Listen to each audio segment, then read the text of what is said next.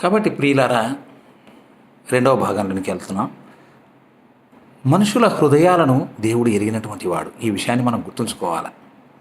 ఆయన మనందరి హృదయాలను ఎరిగినవాడు గనక ఆయన సమస్తమును తన చిత్తము చొప్పున, తన యొక్క ఆలోచన చొప్పున మనకు చేస్తాడు. అంతేకాని ఆయన ఎవరికి అన్యాయస్తుడు కాడు.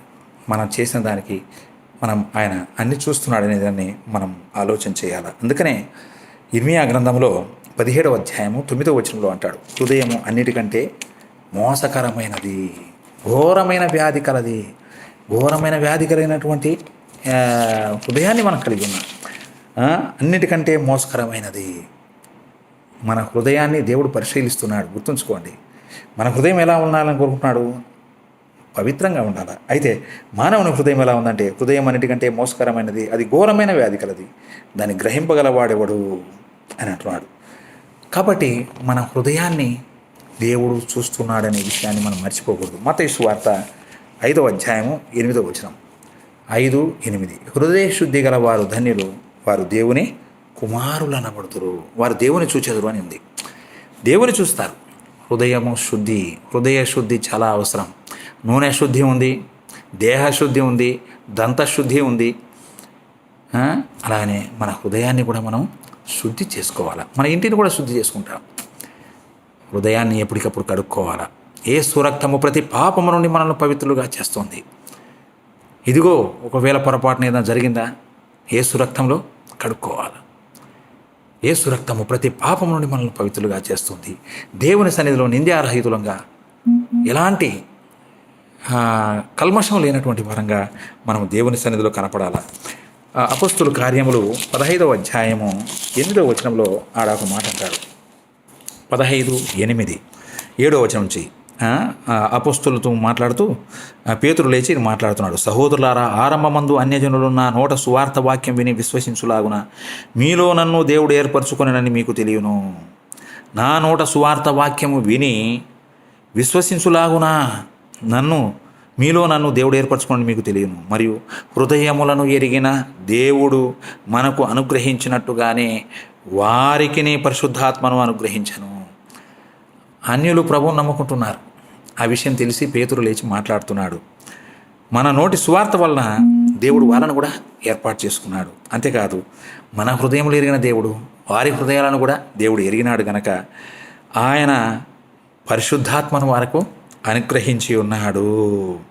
ఈ విషయాన్ని గుర్తుంచుకోండి అని హృదయాలను ఎరిగినటువంటి దేవుని గురించి పేతురు మాట్లాడుతూ ఉన్నాడు. ఆ తర్వాత పేతురు రాసిన మొదటి పత్రిక 1వ అధ్యాయము 22వ వచనం, 1:22, మీరు క్షేమ బీజము నుండి కాక శాశ్వతమగు జీవము గల దేవుని వాక్యం మూలముగా అక్షయ బీజము నుండి పుట్టింపబడిన వారు గనక నిష్కపటమైన సహోదర ప్రేమ కలుగునట్లు మీరు సత్యమునకు విధేయులవుట చేత మీ మనస్సులను పవిత్రపరచుకునే వారయ్యుండి. మీ మనస్సులను పవిత్రపరచుకోండి అంటున్నాడు. అలా ఉండి మరి నడవండి అని పలుకుతున్నాడు. మీ హృదయములను పవిత్రపరచుకునే వారై మీరు సత్యమునకు విధేయులవుట చేత మీ మనసులను పవిత్రపరచుకోవాలా. ఒకరినొకడు హృదయపూర్వకంగా మిక్కుటంగా ప్రేమించాలి. మీరు ఒకరినొకరు మిక్కుటముగా ప్రేమించాలని దేవుని వాక్యం సెలవిస్తుంది. కాబట్టి ప్రియులారా, చాలా జాగ్రత్తగా మన హృదయాన్ని దేవుని సన్నిధిలో కాపాడుకోవాల్సినటువంటి వారంగా ఉన్నాం. అలాగనే హెబ్రీ పత్రిక 12వ అధ్యాయము 14వ వచనం, అందరితో సమాధానమును పరిశుద్ధత కలిగి ఉన్నట్టుకు ప్రవర్తించుడి. మన హృదయాల్లో పరిశుద్ధత కలిగి ఉండాలా, సమాధానము కలిగి ఉండి ప్రవర్తించాలా. పరిశుద్ధత లేకుండా ఎవడనూ దేవుని చూడలేడు.